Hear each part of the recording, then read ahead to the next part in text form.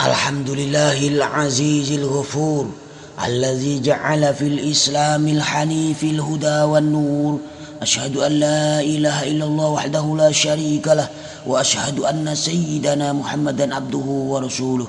Allahumma salli ala sayyidina Muhammadin khatimil anbiya'i wal mursalin wa ala alihi thayyibin wa ashabihi al-akhyari ajma'in. Amma ba'du fa ya ayyuhan nas ittaqullaha haqqa tuqatih wa la tamutunna illa wa antum muslimun. Qala Allah ta'ala fil Qur'anil Karim, innamas sabilu 'alal ladzina yazlimuna an-nas wa yabghuna fil ardi bighairil haqq ulaika lahum 'adzabun alim. Ma'asyiral muslimin rahimakumullah.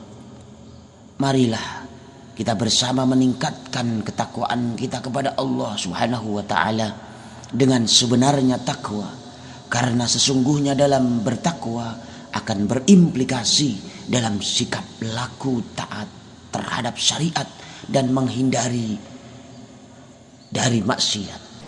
Kaum muslimin muslim yang dirahmati Allah, semasa Rasulullah Shallallahu Alaihi Wasallam masih hidup, ditanya oleh seorang sahabat, mungkinkah seorang mukmin itu pengecut? Jawab Rasulullah, mungkin. Mungkinkah seorang mukmin itu bakhil atau kikir? Jawab Rasulullah, mungkin. Mungkinkah seorang mukmin itu pendusta? Rasulullah Shallallahu Alaihi Wasallam menjawab, tidak.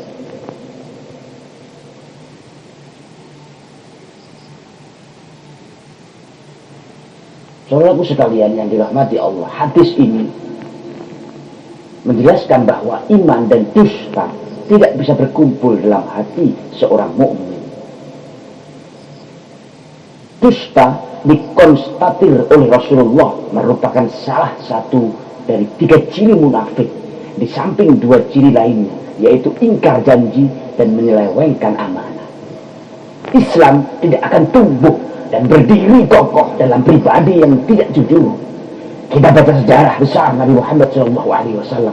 Selama 40 tahun beliau menjadi pribadi yang jujur lebih dahulu, hingga digelari Al-Amin, baru kemudian diangkat menjadi utusan Allah Subhanahu wa ta'ala untuk mengajarkan Islam kepada umat manusia.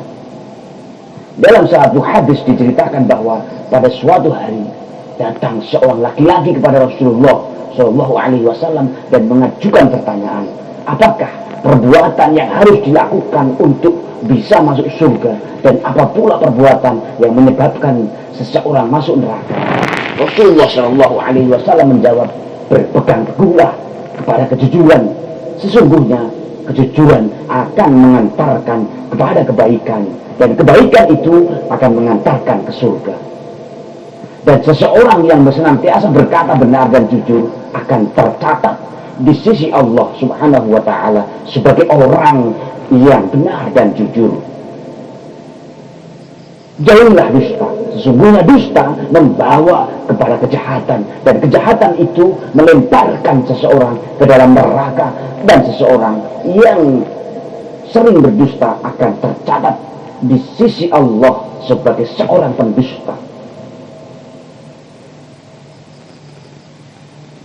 Hadirin kaum muslimin jamaah Jum'ah yang dirahmati Allah, perubahan nilai-nilai yang terjadi dalam masyarakat dewasa ini tanpa disadari, gambaran kita seringkali menyaksikan dan mungkin pernah mengalami betapa sikap istiqomah, mempertahankan sikap hidup yang hanif, bersih dan lurus dan jujur di tengah pengaruh lingkungan yang memberi peluang untuk berlaku tidak jujur, dipandang orang sebagai tindakan mempersulit diri, bahkan mempersulit orang lain.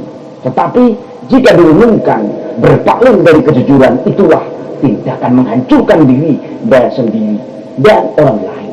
Tatkala kejujuran ditinggalkan, yang merajalela adalah dusta dan kebohongan. Sebuah kebohongan tak bisa ditutupi kecuali dengan kebohongan pula, dan begitu pula seterusnya, sehingga melahirkan lingkaran kebohongan. Karena itu Islam memandang dusta adalah induk dari berbagai dosa. Integritas pribadi sebagai muslim akan jatuh ketika seseorang tidak bisa menjaga kejujuran, tidak konsisten antara keyakinan, ucapan, dan pengalaman. Krisis multidimensional yang melanda bangsa kita bermuara pada krisis akhlak. Krisis akhlak yang melanda kehidupan kita diantaranya adalah krisis kejujuran serta menipisnya rasa malu berbuat kesalahan yang telah menimbulkan akibat-akibat sampingan seperti terjadinya krisis panutan di kalangan masyarakat.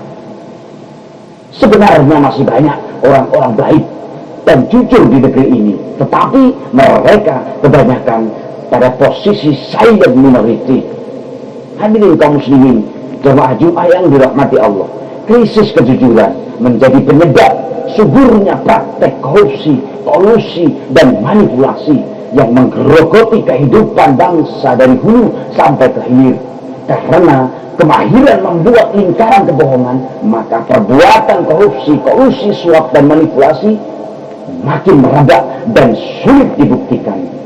Kebohongan tidak jarang membuat campur aduknya antara yang hak dan yang batil. Dalam konteks kehidupan berbangsa dan bernegara, jika kita mau membenahi moral para pengelola negara dan masyarakat yang semrawut, maka langkah pertama adalah membudayakan kejujuran serta meluruskan kesalahan berpikir yang melahirkan kecenderungan melakukan pembenaran atas suatu perbuatan yang tidak benar.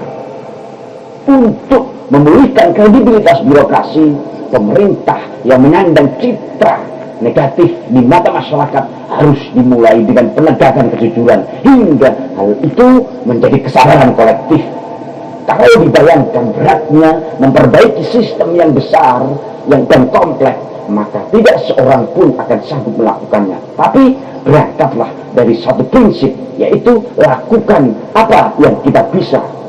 Hadirin kaum muslimin yang dirahmati Allah, mari kita tegakkan budaya hanif dan sidik di semua bidang kehidupan, di antaranya meliputi niat lurus, berpikir lurus, bicara benar, sikap terpuji, dan perilaku teladan. Dalam hubungan ini, Rasulullah SAW yang diutus oleh Allah Subhanahu wa Ta'ala untuk kesempurnaan budi luhur manusia memberi petunjuk sebagai berikut: berbuatlah di tempat saudara. Saya juga melakukan hal yang sama.